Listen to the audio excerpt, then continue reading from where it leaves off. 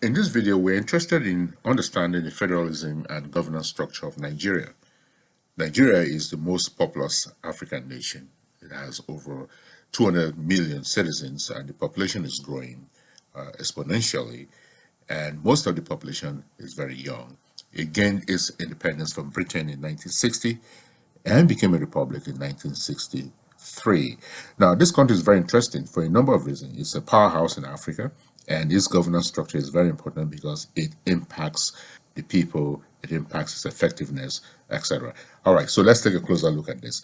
Now, you have three branches of government at the federal level. And this is important to note because these branches of government are independent of one another. You have the executive, and the executive is headed by the president.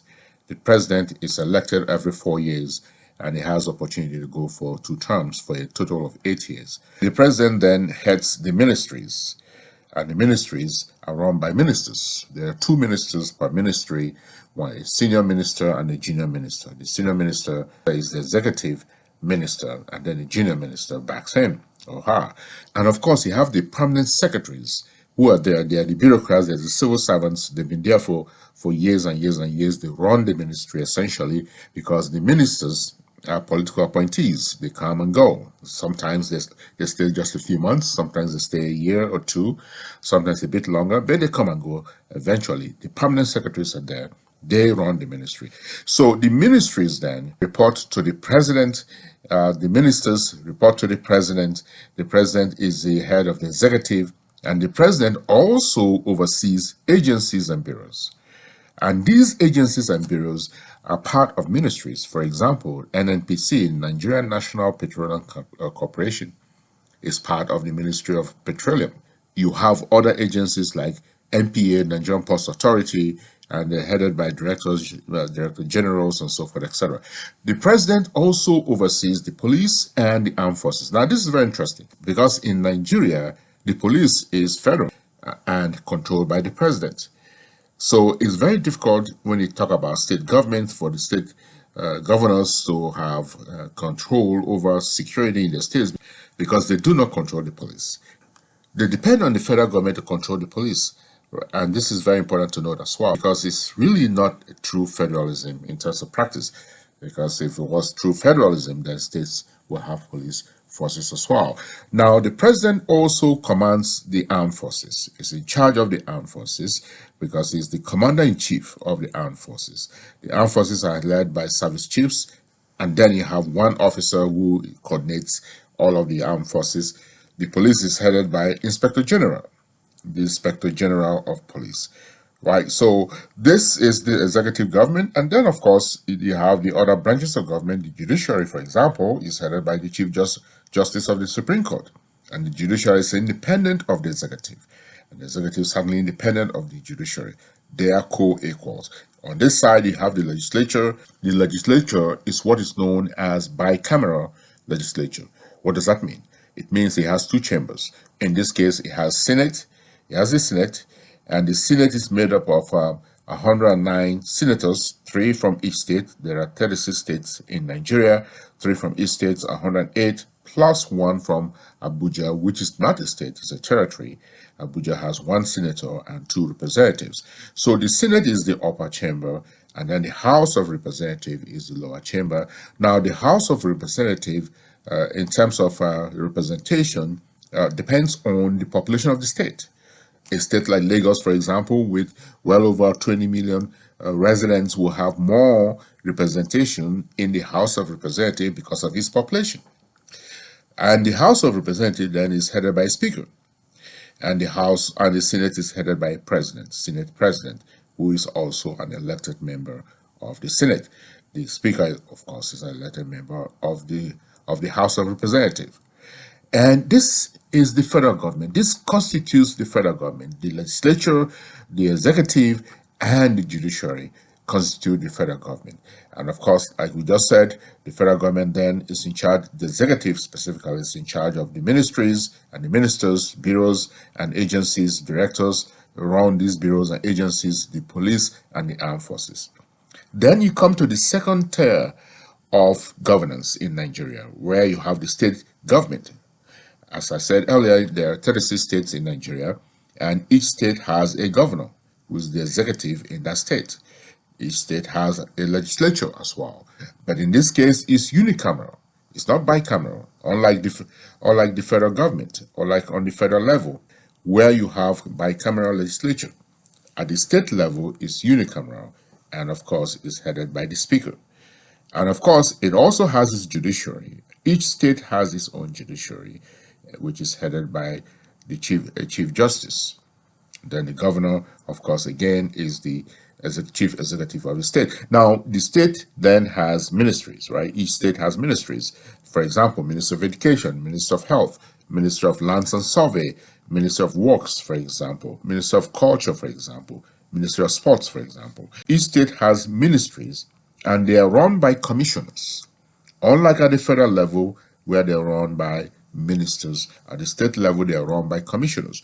So the commissioners then have their various ministries that they run, and the commissioners report to the state governor. The ministries are overseen by the state governor.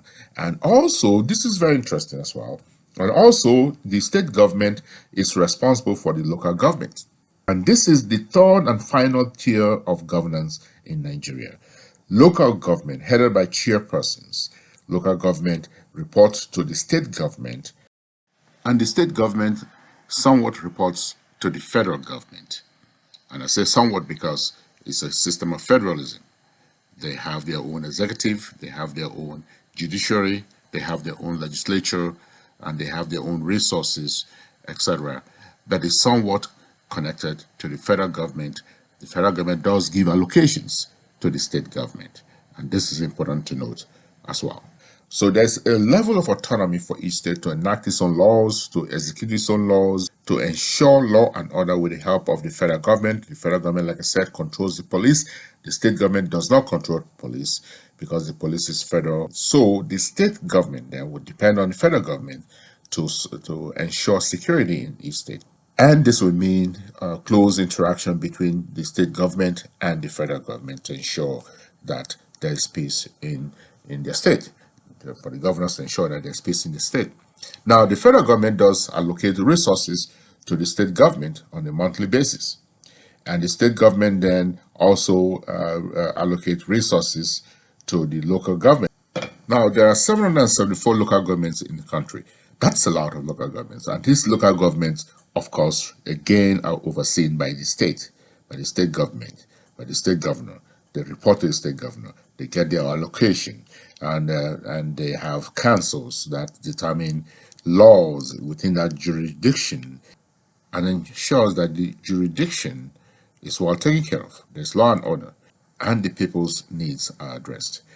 So essentially, this is the governance structure of Nigeria. Nigeria practices federalism, but not really true federalism, because the state government lack the power to enforce their own laws in terms of the police.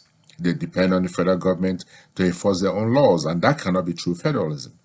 State governments must have power to enforce their own laws, as we have in the United States, where each state has its own police. Even each locality has its own police to enforce its laws. Not so in Nigeria.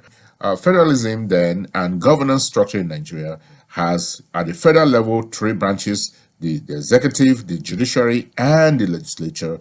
The legislature is bicameral. It has two chambers, the Senate and the House. The Senate headed by the president of the Senate, not the president of the country, but the president of the Senate, who is elected into the Senate, and the House led by the Speaker of the House, also elected into the House.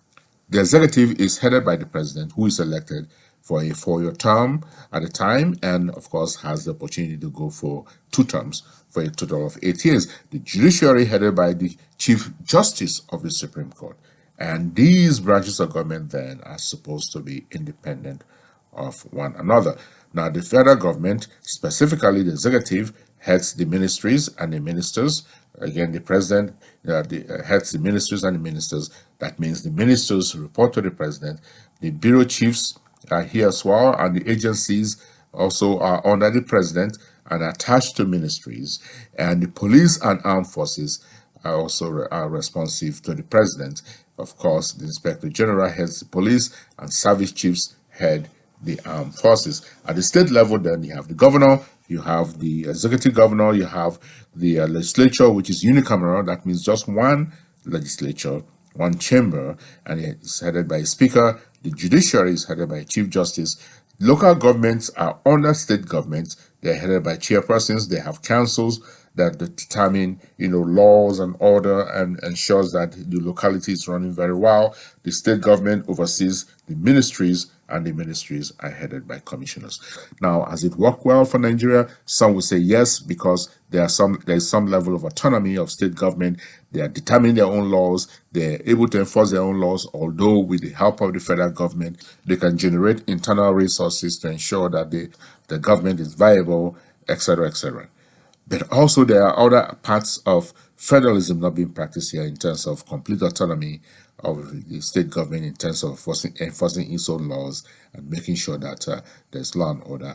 For that, they have to depend on the federal government, specifically the executive, because the president controls the police and the armed forces. So if a state, for example, does not belong to the president, there's a tendency, there's just a natural tendency not to pay close attention to that state in terms of security, etc., because that state is not in the column of the ruling party. So that's one of the critical challenges of Nigerian federalism, the possibility of a biased approach in terms of governance, the possibility of ignoring jurisdictions that are not in the corner of the president or the ruling party. There's always that tendency.